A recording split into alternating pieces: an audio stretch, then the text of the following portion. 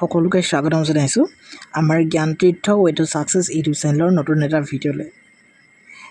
ইতিমধ্যে আপোনালোকে গমেই পাইছে যে যোৱাকালি এপেক্স বেংকৰ এছিষ্টেণ্টৰ এক্সামটো হৈ গৈছে আৰু এক্সামটো হৈ যোৱাৰ পিছত বহুতে মাত্ৰ ফোনত আৰু মেছেজত বা কমেণ্টতে হওক কেৱল কাট অফৰ ওপৰত তেওঁলোকে এটা ভিডিঅ' বিচাৰি আছে আৰু তেওঁলোকৰ ৰিকুৱেষ্ট ৰাখিয়ে মই যোৱাকালি আচলতে এটা ভিডিঅ' ইতিমধ্যে দিছোঁ, কিন্তু মই তাতে এক্সপেক্টেড কাট অফ মাৰ্কছটোৰ কথা মই তাতে উল্লেখ কৰা নাছিলোঁ, কাৰণ কাট অফটো এনেধৰণে এজিউম কৰিব পৰা বা এনেকুৱা ধৰণৰ কথাই নহয়।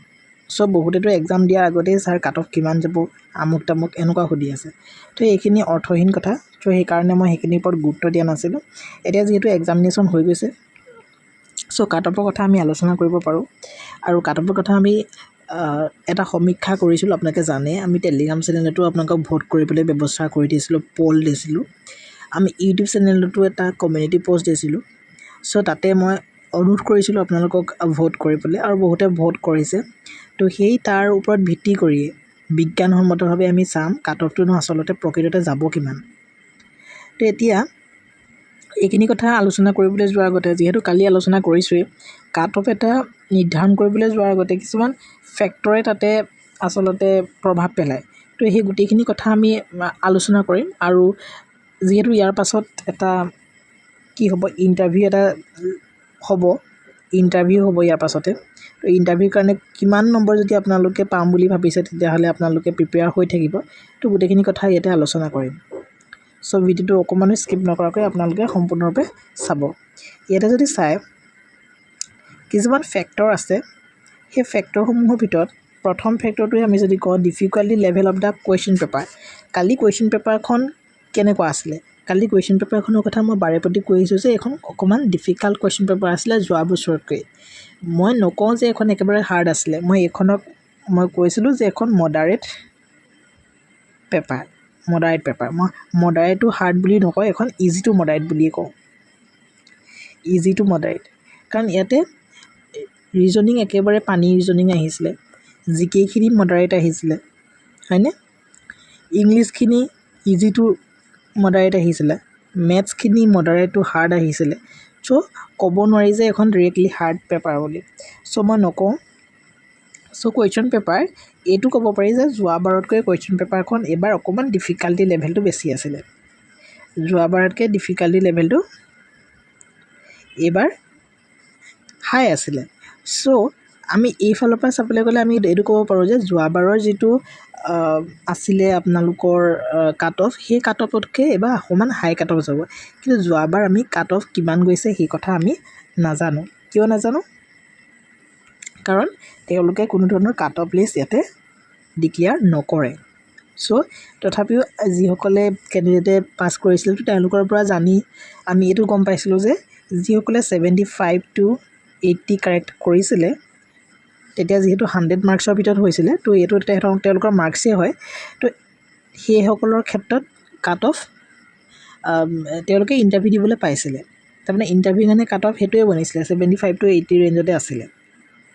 তো আমি সেই বুলিয়ে ধৰিব পাৰোঁ। কিন্তু এইবাৰ আকৌ 70 পৰা 80 কুৱেশ্যন কাৰেক্ট কৰিলে নহ'ব, কাৰণ এইবাৰ কি হয়, তেওঁলোকে 70 to 80 কুৱেশ্যন কাৰেক্ট কৰিছিলে আউট অফ 100 আউট অফ 100টা কুৱেশ্যনৰ ভিতৰতে সেইখিনি কাৰেক্ট কৰিছিলে। কিন্তু এতিয়া কথাটো বেলেগ হৈ গ'ল। এতিয়া আপোনালোকৰ আউট অফ 150, 150ৰ ভিতৰত আপোনালোকে কিমান কাৰেক্ট কৰিছে, তো সেইটোৰ ওপৰত নিৰ্ভৰ কৰিব। ঠিক আছে? যদিও এইবাৰ ক'ব পাৰি যে কাট অফটো কমিব, যদি যোৱাবাৰ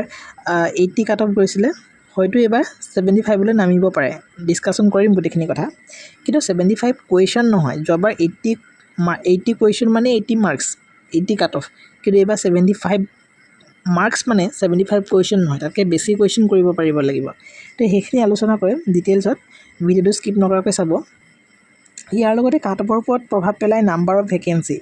যোৱাবাৰ ভেকেঞ্চি যদি আমি চাওঁ, যোৱাবাৰ ভেকেঞ্চি বহুত কম আছিলে, মানে 50টামান ভেকেঞ্চি কম আছিলে। যোৱাবাৰ আছিলে 100টা ভেকেঞ্চি আৰু এইবাৰ আছিলে 150টা ভেকেঞ্চি। গতিকে যোৱাবাৰতকৈ এইবাৰ অকণমান হ'লেও ইণ্টাৰভিউ ৰাউণ্ডলৈ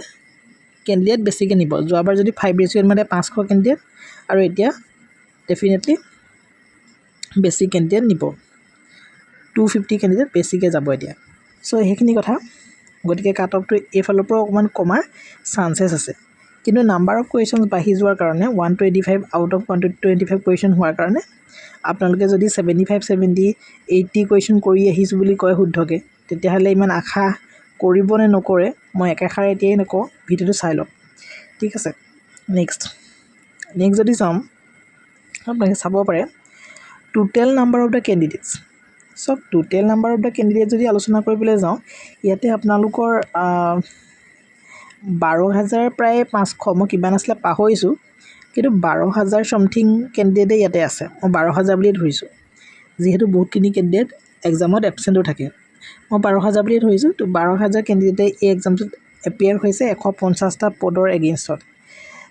কম্পিটিশ্যন আছে কিন্তু ইমানো কম্পিটিশ্যন নাই যে এডিআৰিৰ দৰে কম্পিটিশ্যন হ'ব কাৰণ এডিআৰিটো 18 লাখে এপ্লাই কৰে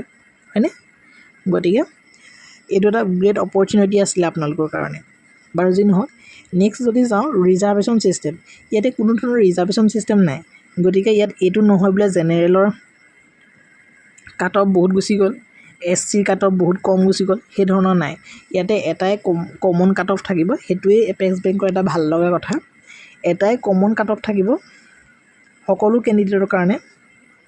লাগিলে তেওঁ এছচিয়ে হওক বা এছটিয়ে হওক অ'বিচিয়ে হওক জেনেৰেলে হওক এটাই কমন কাট অফ থাকিব আৰু সেইটো কাট অফতে ৰ'ব গতিকে জেনেৰেলখিনিৰ কাৰণে এইটো সুবিধা ঠিক আছে নেক্সট আৰু এটা ফেক্টৰ ইয়াতে আছে নিগেটিভ মাৰ্কিং ইয়াতে নাই ঠিক আছে নিগেটিভ মাৰ্কিং নথকাৰ কাৰণে কিন্তু কাট অফটো হাই যোৱাৰ সম্ভাৱনা থাকে য'ত নেকি নিগেটিভ মাৰ্কিং নাথাকিলে গোটেইখিনি কুৱেশ্যনছ এটেম্প কৰি আহে সকলোখিনি কেণ্ডিডেটে কৰে নে নকৰে আপোনালোকে নিশ্চিতভাৱে জানে সকলোখিনি কুৱেশ্যন এটেম্প কৰি আহে হয়নে চ' কাট অফ হাই যোৱাৰ চান্সেছ আছে এতিয়া আমাৰ যিটো সমীক্ষা সেই সমীক্ষাইনো কি কয় আমি ইয়াতে আলোচনা কৰিম খুব সুন্দৰভাৱে ঠিক আছে ইয়াতে আমাৰ জ্ঞানতীৰ্থ ৱে টু ছাকচেছ এডুকেশ্যনৰ তৰফৰ পৰা এটা সমীক্ষা চলোৱা হৈছিলে তাতে যদি চাই ইয়াতে আমি ৰেঞ্জেছ ৰাখিছিলোঁ 70ৰ পৰা 80ৰ ভিতৰত পোৱাৰ কেণ্ডিডেট কিমান 53% কেণ্ডিডেট 70ৰ পৰা 80ৰ ভিতৰতে পাইছে আৰু 81ৰ পৰা 90ৰ ভিতৰত পাইছে 24% কেণ্ডিডেট আৰু 91ৰ পৰা 100ৰ ভিতৰত পাইছে 13% কেণ্ডিডেট 101ৰ পৰা 125ৰ ভিতৰত পাইছে 10% কেণ্ডিডেট এতিয়া কাট অফটো কেনেকৈ যাব সেইটো নিৰ্ধাৰণ কৰিবলৈ বহুতে কি কৰে য'ত নেকি এই লাইনডালে যিমান যোনটো আগত গৈছে সেইটোকে কাট অফ বুলি নিৰ্ধাৰণ কৰে কিন্তু প্ৰকৃততে সেইটো নহয় ইয়াতে মই সেইকাৰণে কওঁ যে সঠিক ডাটাটো আপোনালোকে পুট কৰিব যাতে আমি আমাৰ কাট অফ এনালাইচিছ কৰোঁতে সুবিধা হয় ইয়াতে কিছুমান কথা আছে কথাবিলাক এনেকুৱা ধৰণৰ মই যদি কওঁ ইয়াতে যদি চাই আপোনালোকে টোটেল কেণ্ডিডেট হ'ল 12,000 কেণ্ডিডেট তো 12,000 কেণ্ডিডেট চাওকচোন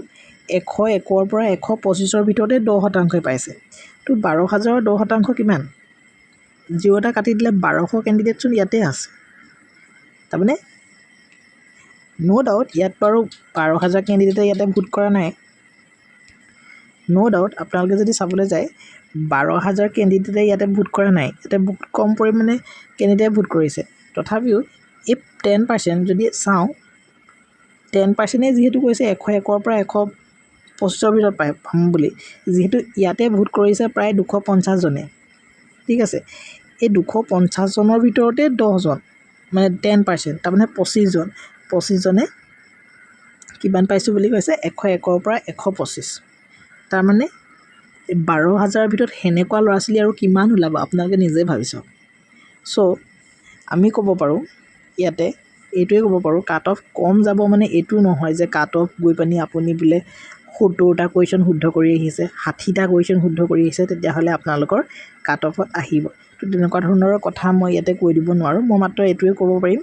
কাট অফ কম আহিব কিন্তু কাট অফৰ ৰেঞ্জটো মইতো কম 100 প্লাছ যদি আপোনালোকে কুৱেশ্যন কাৰেক্ট কৰিছে তেতিয়াই আপোনালোকৰ হয়তো মাৰ্কছটো থাকিব পাৰে কাৰণ 100 যেতিয়া আপোনালোকে কাৰেক্ট কৰিব 100ৰ লগত 0.8 এটা ইনটু হ'ব ঠিক আছে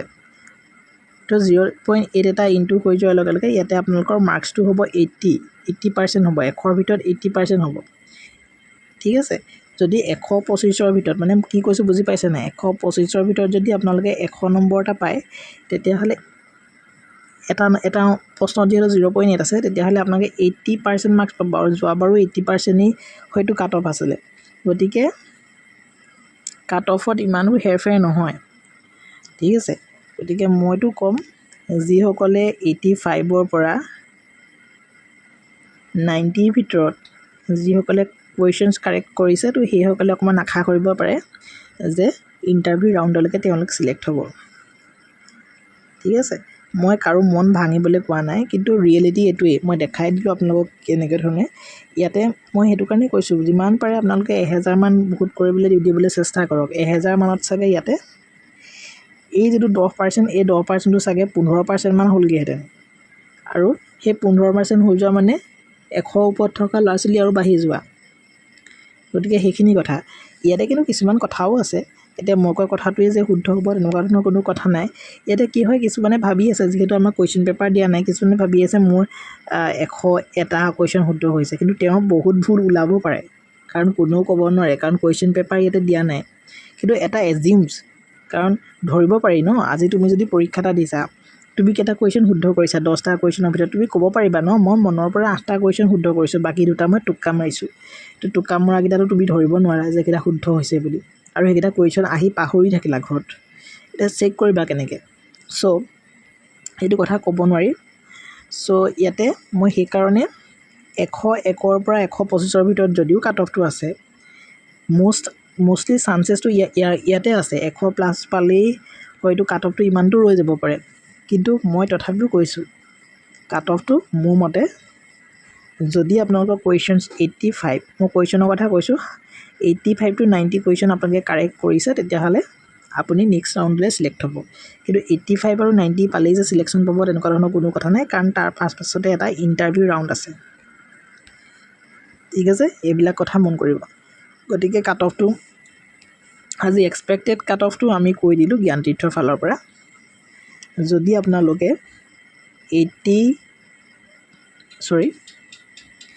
85 to 90 কুৱেশ্যন কাৰেক্ট কৰিছে তেতিয়াহ'লে আপোনালোকৰ কাট অফটো